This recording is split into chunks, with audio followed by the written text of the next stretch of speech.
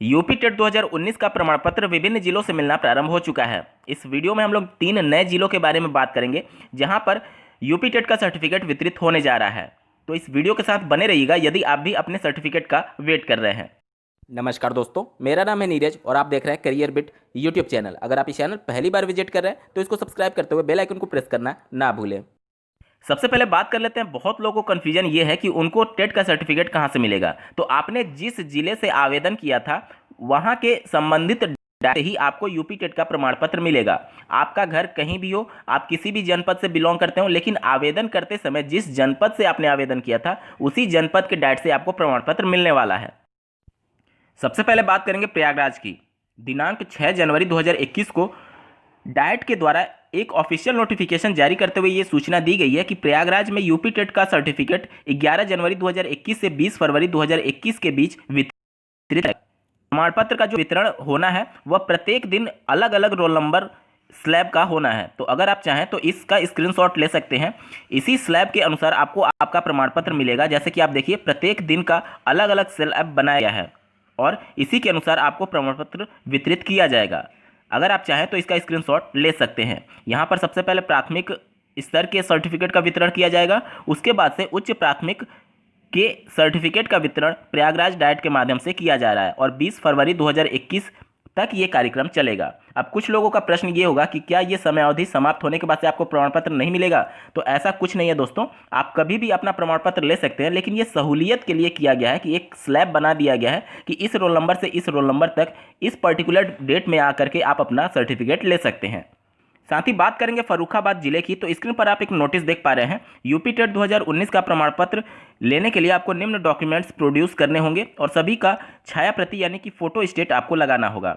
आप सुबह के 11 बजे से शाम के 3 बजे तक अपने संबंधित डाइट में संपर्क करके ये प्रमाण पत्र ले सकते हैं। तो फर्रुखाबाद के जो भी अभ्यर्थी हैं अपने डाइट से संपर्क कर लें। और तीसरा जिला है जौनपुर। आप ऑफिशियल नोटिफिकेशन देख पा रहे हैं कि जौनपुर में भी यूपी टेट 2019 का प्रमाण पत्र मिलना प्रारंभ हो चुका है।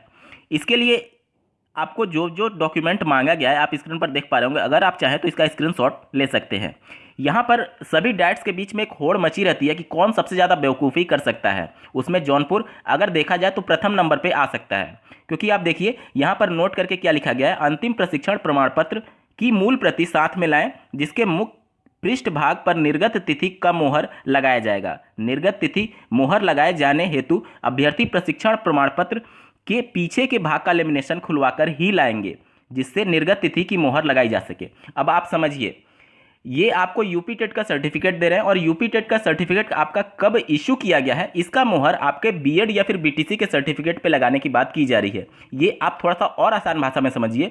अगर आपने हाई स्कूल पास किया है और हाई स्कूल का सर्टिफिकेट आपके पास है, ठीक है, और अगर आप इंटर पास करके इंटर का सर्टिफिकेट लेने जाते हैं तो आपसे बोला जाता है कि आप हाई स्कूल का सर्टिफिकेट लाइए और उस पर हम मोहर लगाएंगे कि आपको इंटर का सर्टिफिकेट कब इशू किया गया था। ये इतनी बेवकूफ़ी वाली बात है कि जब आप जिस सर्टिफिकेट को इशू कर रहे हैं उस पर आप मोहर लगा सकते हैं, लेकिन बीएड और बीटीसी जो बंदा कर चुका है उसके एक तरीके से आप लेमिनेशन खुलवाने की बात कर रहे हैं। अब इसमें देखिए, अगर बंदा लेमिनेशन खुलवाता है तो हो सकता है कि जो प्रिंटेड होते हैं, जो पॉलिथीन उसमें यूज किया जाता है, अगर वो गर्म करके ही उसको निकालेगा, ठीक है, जो भी शॉप पर आप जाएंगे, अगर वो गर्म करने के बाद से कोई भी जो डिजिट्स जो प्रिंट है मार्क्स आपके अगर वो उखड़ जाते हैं तो फिर आपका वेरिफिकेशन में प्रॉब्लम होने लगेगा। तो ये सब बेवकूफ़ी वाली बात है। अगर उनको निर्गत इशू करने का डेट प्रिंट ही करना था या फिर मोहर ही लगाना है तो आपके टेट सर्टिफिकेट पे लगा सकते थे।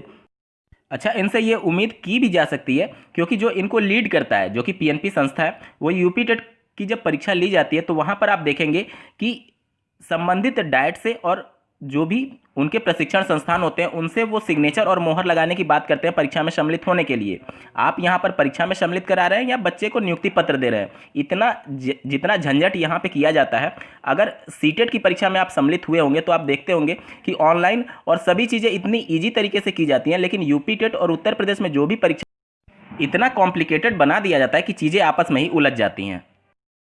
एक और प्रॉब्लम ये आ रही है कि डीएलएड 2018 बैच के प्रशिक्षु जो कि यूपी टेट 2019 में पास हो चुके हैं वो अपना प्रमाण पत्र कैसे लेंगे, क्योंकि विभिन्न जिलों के डाइट के द्वारा अंतिम वर्ष का मार्कशीट साथ ही साथ प्रमाण पत्र मांगा जा रहा है और वो भी ओरिजिनल में मांगा जा रहा है। अब यहाँ पर आप देखेंगे कि डीएलएड 2017 बैच का प्रशिक्षण और परीक्षा और रिजल्ट आने के 1 साल बाद पीएनपी ने उनके प्रमाण पत्र को जारी किया था और मार्कशीट को जारी किया था।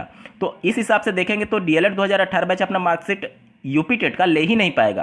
तो ये सब कुछ बेवकूफ़ियाँ हैं जो कि विभिन्न जिलों के डाइट के द्वारा और पीएनपी के द्वारा की जा रही है। अगर बंदा उस समय वेरिफिकेशन करके आपने उसको परीक्षा में सम्मिलित होने का मौका दिया था, तो एक बार तो वेरिफिकेशन आप कर चुके हैं, तो दोबारा सर्टिफिकेट इशू करते समय आपको कितनी वेरिफिकेशन करनी है? आप बच्चे को नियुक्ति पत्र दे रहे हैं या फिर उसका प्रमाण पत्र दे रहे हैं?